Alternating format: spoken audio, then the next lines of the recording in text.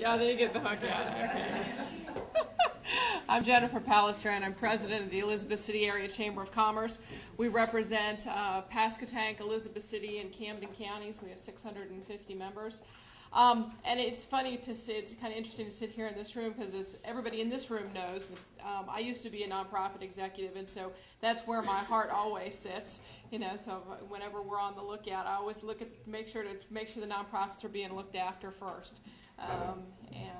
So that's a good thing. You know, and then I have my chamber hat, and that is that we are doing, given the economy that we are facing, we are holding together in this region. I talk to my counterparts around the country, and you guys see the worst of what there is, but let me tell you, in other parts of the country, it's a whole lot worse. So we're holding, and a lot of the reason that we're holding together is because of everything that you guys do every single day, okay?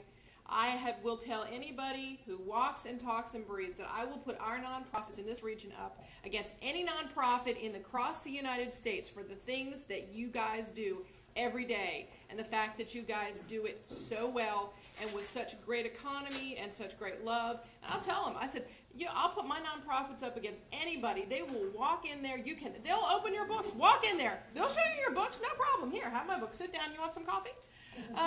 You know, and so what you guys do is everything to this region, and you are the safety net. In a lot of other places in the United States, the safety net is government driven. It's national driven, it's state driven.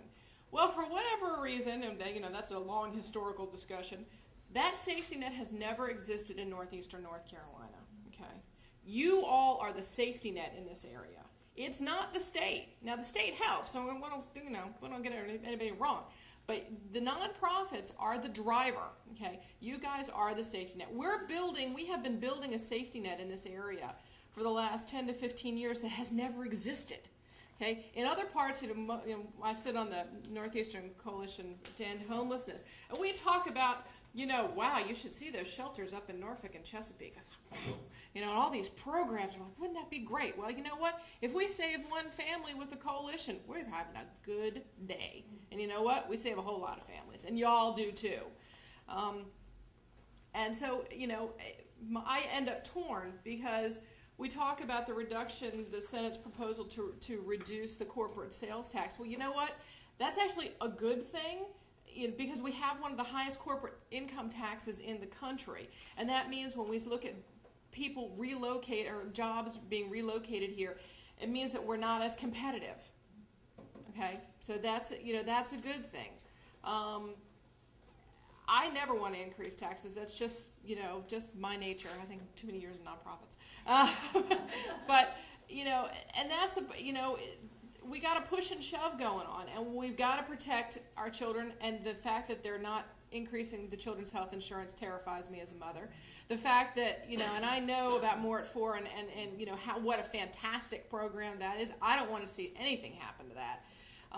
So, you know, I think, you know, we need to ask our legislators to, you know, to be logical, you know, and there's going to be give and take. There's no way this is going to be painless. My husband is a university professor at Elizabeth City State. There's no way this is going to be painless, okay?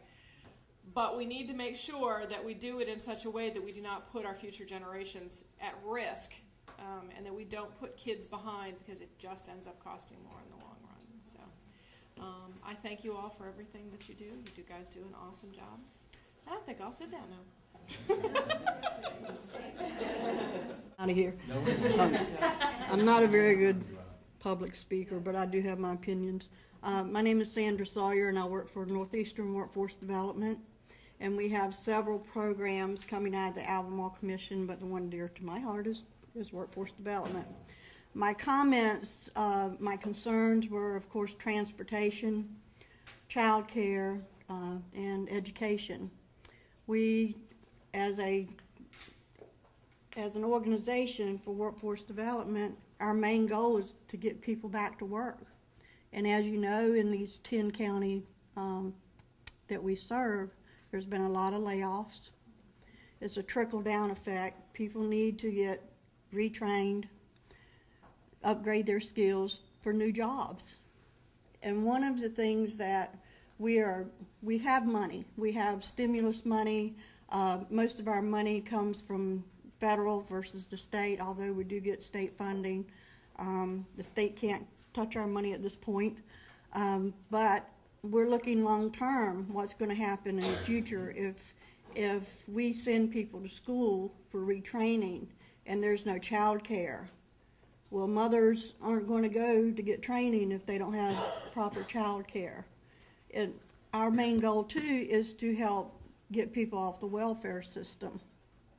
It's a trickle effect. If you don't have the money for child care, you can't go to school for retraining, you can't get off food stamps or TANF or whatever public assistance that you're getting. So we're looking, hopefully, I mean, we're a partnership. We're a partnership with transportation. We're a partnership with departments of social services, mental health.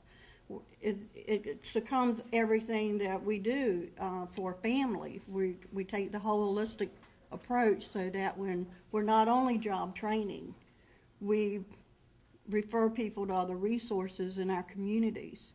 We have the largest geographical area in our 10-county region, which is split up by rivers and sounds and oceans, and we get the least amount of money because we have a low population. I don't think that's fair because we have just as many barriers to employment as the middle part of the state. But I could be on my soapbox forever.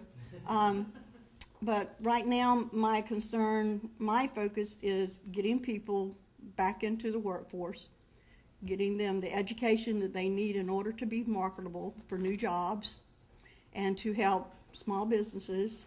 We have a pot of money that we're allowed to spend on business services, which is my new hat. I've been in programs for 16 years, but now I'm doing business services.